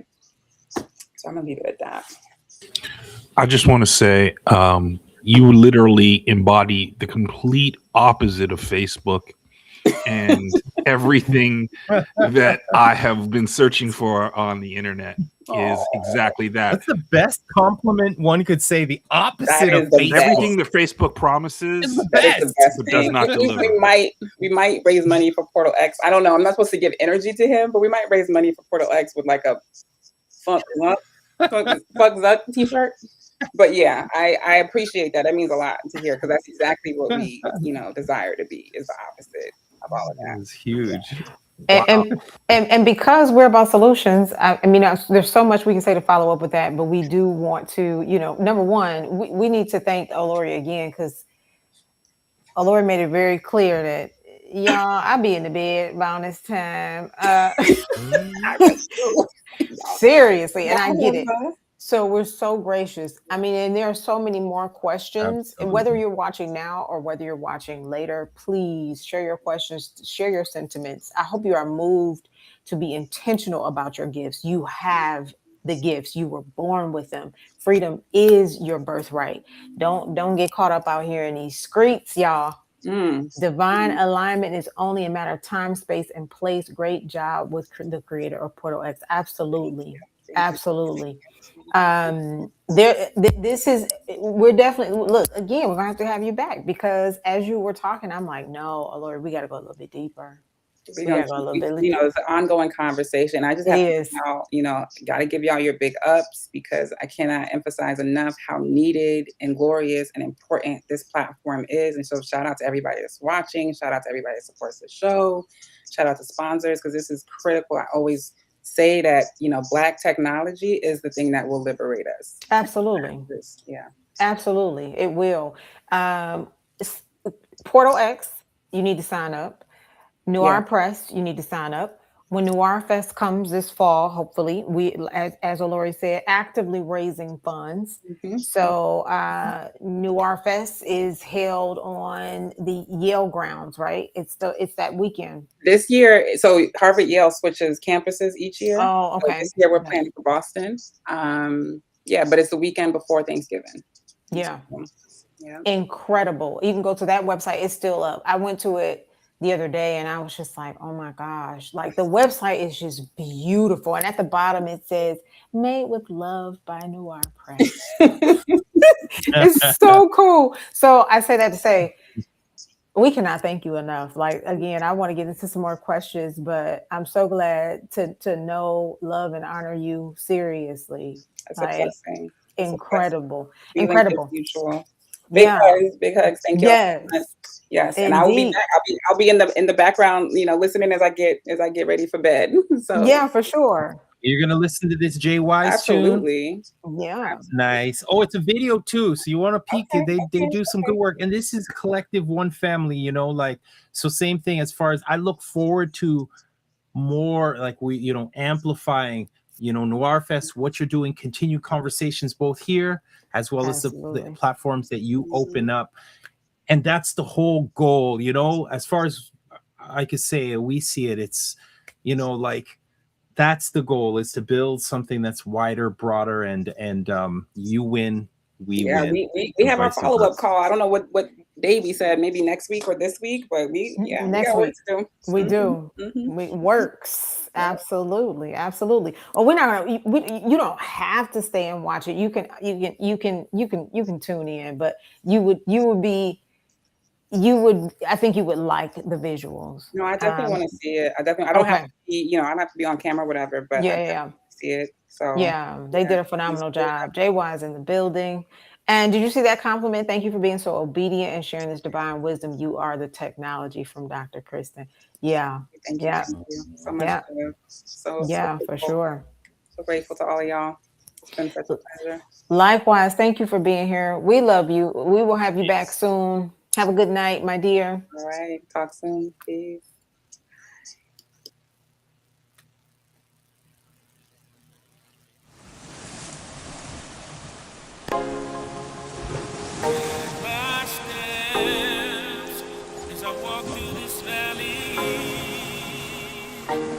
This is Jay Wise, prayers on my steps. Prayers on my steps as I walk through the way. I am not gone. I think I'm supposed to go alone. Guide me today as I walk through the way. When I'm alone. Prayers on my steps as I walk through the way. As I walk through the valley of the shadow, I think I'm supposed to go alone. I shall fear no. Guide me today as I walk through the way. Alone. We was on a journey, not a seed that'll last for eternity. Still the world's turning. We said friendship, family, fraternity. Didn't think those words would be burning me. If I knew I would have stepped out early. Before the saints crept out worldly. Before the quiet man got wordy. Then the corn got swift. And like smoke comes spliff, some drift. Mine on to the heavens I live. Seen a few drop dung in a rift. Some never come back from a gunman shift. And the sanity of one man split like a whiff on a breeze, as if soul is just emptied out with the clip. Listen, eyes left listless for a little bit. Lost on my letters, illiterate. Lord, life only life is legitimate. Learned that from the loss of the regiment. Walk in the memory, yelling this shit till I'm deep in the settlement. Prayers as I step, impediments can't hold me down. My sentiments are prayers on my steps. As I walk through the way. I am not gone. I think I'm supposed to go alone. Guide me today as I walk through the way. When I'm alone. Prayers on my steps as I walk through the way. I am not gone. I think I'm supposed to go alone. Guide me today as I walk through the way. I'm growing, baby. When I'm alone. Shed the skin again. Grew these fangs for the world I'm living in. Slip for the cause I'm militant. Diligent, sure as the war is imminent. But you can't trap me in it. Stay low, creep through tenements. Believe my God is benevolent. Come on, high and I draw strength from the elements. Elegant, how I stay relevant. Riding these rhythms and spitting out reverence. Fork in the road, but the tongue stay eloquent. All the phrasing so delicate. Still a subject and a predicate. Rap stay heavy as metal get. Weigh my scales and scale my obstacles. Nothing impossible. Get it. Prove in order like the alphabet. Set discipline how we handle shit. We don't manage the people, we manage procedure. You should see the big steps we take. Put on competition like cigarettes, cause no competition exists a threat. Don't manage the people, we manage procedure. You should see the big steps we take. It go. Prayers on my steps as I walk through the way. I'm gone, I think I'm supposed to go alone. Guide me today as I walk through the way. When I'm alone. And it goes, and it goes. As I walk through the way. I'm gone, I think I'm supposed to go alone. Guide me today as I walk through the way. When I'm alone.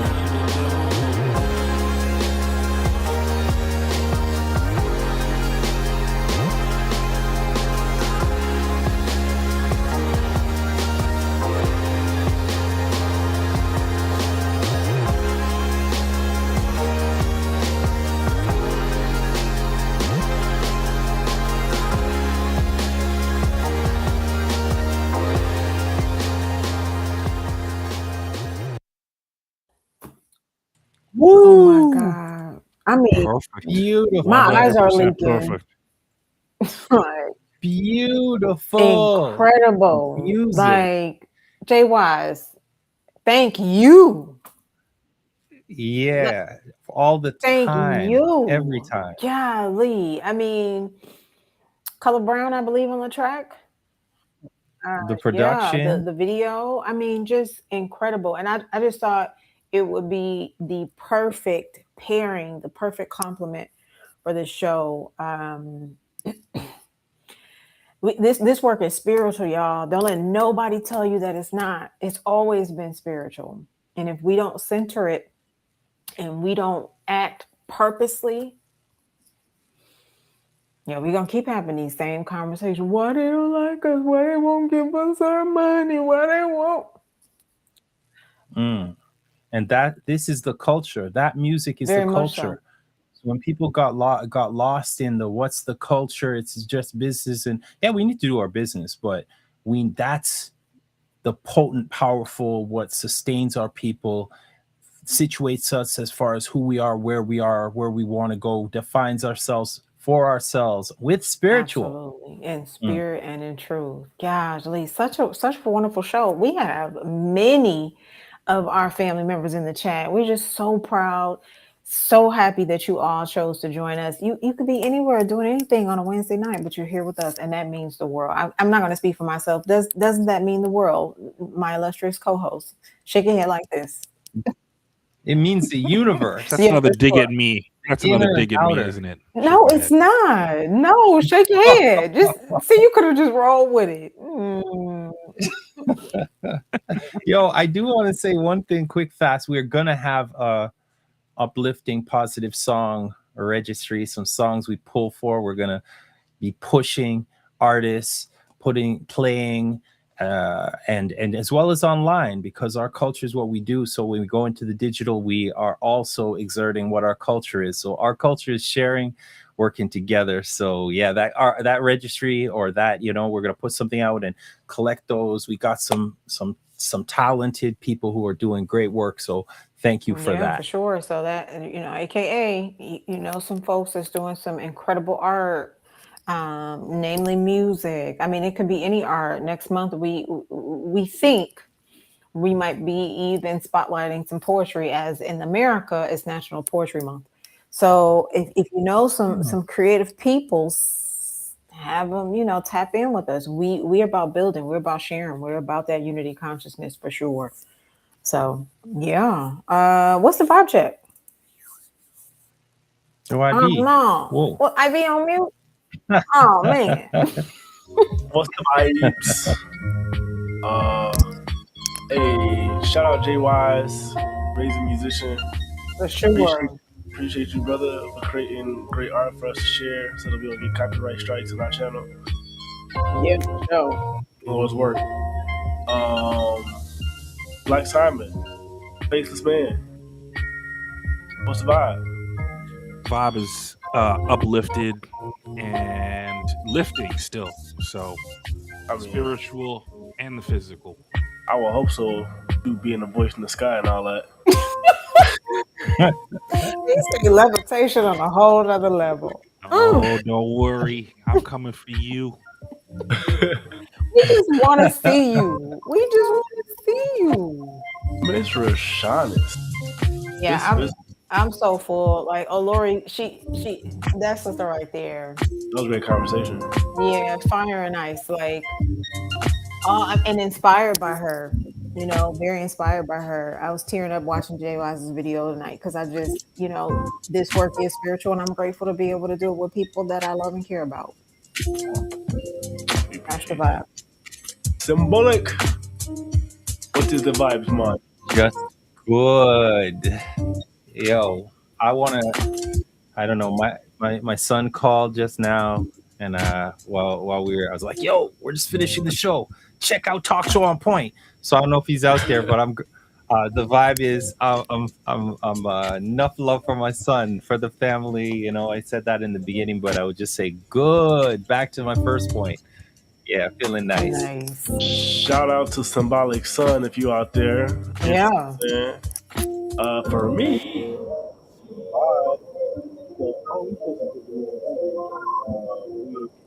hey, what happened to your voice? Yeah. Probably my game.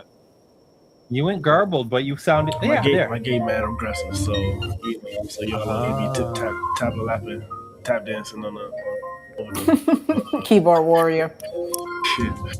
I just wanted to say one last thing. We did have a winner last week for the Raspberry Pi, so please tune in. There's going to be another giveaway that went all the way up to Canada. I think it's all the way up to Canada. All to Canada. So yeah, and now we're giving giveaways exclusively to Canada. I am Coach Millie. I believe she's in the building. She was our winner. She won, but as the co-hosts are saying, actually, capitalism won. Oh, I believe you. Because you could, we could have took that and bought like 5 more. Yeah. For sure. Should have arranged a road trip. Right. I'm symbolic. I swear to you, I was thinking, cheaper. Can I get back up there, take it across the bridge, and then send it? I mean, literally, Ivy. I was like, it'll be cheaper. Raspberry Pi giveaway. It happened. We're gonna do more. And the next time we have a giveaway and we have a Canadian winner, we're gonna ship it to Rashanis, and then we'll make it that way. Here I come. Enjoy Rashanis time. Because I can get it across the street and then mail it from there because it's in Canada, right? It'll cost me $2 to send it to Texas. See? You see what I mean? We think smart around here. It's all good though. It's all good. For the love of the community. Honestly, kind of wish you could have more expensive. It's all good. It's all good. Yeah. So the vibe for me is it's always building, man. And so, like I said, we weren't supposed to have a little building session, or a little section, but we can do it right now, real quick. Barely. Yo, you're barely fading. You're fading to me. Yeah. Clear that throat. So yeah, I probably got. I could probably let it go a little bit since I'm not typing right now. But we were gonna do a little you can build update earlier, but we didn't really have time. So we could do it right now. We got a little bit of a couple, like a minute or two. So a couple of weeks ago, I want to say March 15th. Yeah, we had 2 additional submissions. We're still waiting on. So I think one of the ones that I was waiting on, found out we did not get announced as one of the winners. So sad. But there's another. Yo. Okay. Bring the volume a little bit down on the beat and talk a little bit louder. So what are you waiting? You're waiting on 2 submissions. These are hackathons. These are additional hackathons. Yeah, so these are 2 hackathons that we participated in, myself and my wife. We did Gemini, a family affair. We did a Gemini Live one, and we did a Amazon Nova one. So Amazon Nova's infrastructure and their models, and then Gemini Live using the live model. So it was a virtual assistant that talked to you that you could use to help you with compliance in a federal environment or for a federal product or whatever the case may be. Nice. So yeah, and then there's another one that we got going on right now for the MCP server, but it's just that one. And then also I'm just we actually made some updates and rebrand to the application. The NIS Pocket Guide is now called the OSCAL Pocket Guide. Yes, I saw the update on LinkedIn. Follow Tevin Harris, ladies and gentlemen. It's not IB produced on LinkedIn, okay? Yeah. And so yeah, and then also we also are building. So we were talking about the CIS and everything. So part of that is I am building a service in which you can through Telegram gain access to and use like a Chat GPT clone, a Notebook LM clone. And also, there's an API platform as well, so people can make direct API calls to a local. Okay. So CIS, Cultural Information Systems, will tell you more about that, but that's what that one is. APIs, we communicating between systems. What does it stand for? Do you know? Yeah. There we go. Yeah. So it's how when you're building an application, you can make an API call to some service on the internet and get a response back. And so essentially, what happens when you have an application that uses a Chat GPT backend, so you can have an application use a Chat GPT backend, or you can have an application use a Teama backend, which is the system that I created. Nice. That's backed by local. So that's active. That's now, but and it's via Telegram. Yeah, it's in beta format right now, so Okay. it's really more like alpha. So it's like and I do have a guide that I can give you that, and then I can create some access keys, so you can kind of go and check it out. Let me know what works. Let me know what doesn't work. Anybody in the community chat can do so as well. That is You heard that, folks? because we're building together. We're going to be building we together. are, because guess what's happening on April 15th, Tax Day. We are doing our very first DIY Tech Week. So we are building solutions, albeit live or previous, and we're doing a show and tell. So for our community out there, April 15th, bring your tech stuff, whatever you build, app, dashboard, even if it's a gym, it doesn't matter. Bring your tech stuff. We want to see it. We're doing a whole show and tell. That's what we're doing. Yo, are we gonna send out a link for people to jump on with their tech Oh, that stuff? would be dope. Open it That up? would be dope. That would be dope. We'll see what we To can the do. community, But- as long as nobody get on here acting crazy. That part. Well, yeah, that's a given. No, we're not about the crazy. But also, what's next week? Oh, next week. So glad you Yeah. asked. Next Wednesday is April 1st, April Fool's Day. And so we're going to have some funny commentary. No, seriously, we're not. We might though, but it's Culture Week, and we are hopeful to confirm our guests for next Wednesday by tomorrow, because guess what? You're going to be pleased. This is yet another guest that you've seen quite a bit, and now we get to hear from their mouth the reason why culture and it should be uplifting in every single thing that we do, right? And even finding our way back to culture, how we uplift that and how we carry on and sustain. So hopefully our guests will confirm tomorrow, because it's Culture Week next week, and we're going in as usual. Spoiler alert, I'm the guest. I was going to say, was it Timothy Chalamet? Not Timothy Chalamet. No, absolutely not. I can't say who the guest is because they haven't confirmed. But as soon as they confirm, the fam will know. The fam will know. My bad. I gotta check my email. Yeah, for sure. And respond with your bio and your headshot, please. Oh yeah, my bad. Yeah. I just figured y'all was gonna do it for me, No. We need Symbolic clearance knows who around I here. am. Ask Symbolic who I am. Yeah. Tell him all the great things about me. I'm glad not to is share. the best friend I've ever had digitally. The best digital friend I've ever had in my life. Is that true? Digital The exclusively. best friend that I have never met before. Mhm. That I have in my life. See? Yeah. Mhm. That sounds about right. You gotta find your niche. You do. Find something that you can be the best at. And I can be the best friend that Kwame has never met. Absolutely.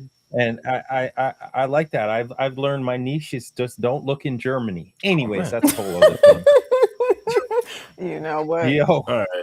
we got to I'm get about out to of say, here. it's time. It's about that time. It's time. We in. So thank y'all again for checking us out. Be sure if you feel so compelled, share. We do want to grow the community. We about the real, y'all. We about it. So it's no spam, none of that foolishness. We really are building. So please So we're share. totally not doing another pie giveaway, and that's totally not the reason Oh. why I just put that QR code up there in case anybody totally did not want to get an early access to the win the pie situation. Because we are officially on pie too. You're right. Officially, technically, kind of, Flinging pies. maybe.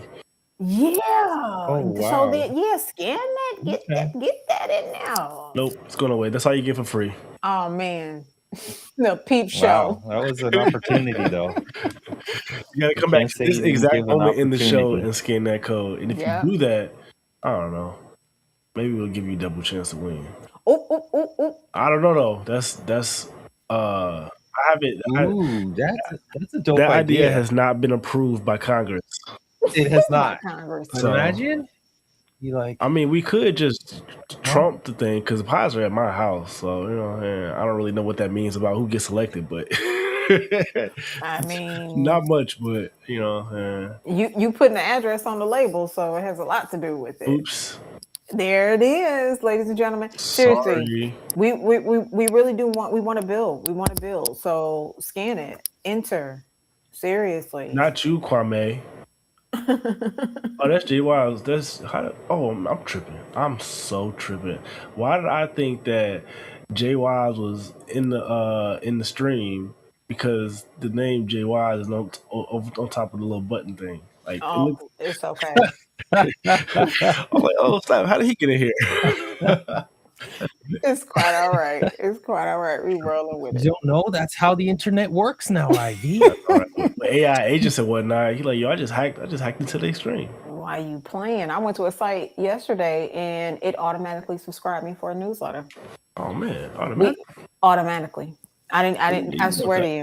And I was like, okay, this is where we at. They probably was like, look at them cookies out, and see y'all. what email address in the cookies. And the cookie was That's exactly what it is. That's why we have to be conscious about, the rejection of certain cookies, because all of them, those are that are necessary. That's what I'm saying. So they're up in the ante. You just visit the site, and that is proof of the engagement. Does that make sense? The exchange, They the just consent.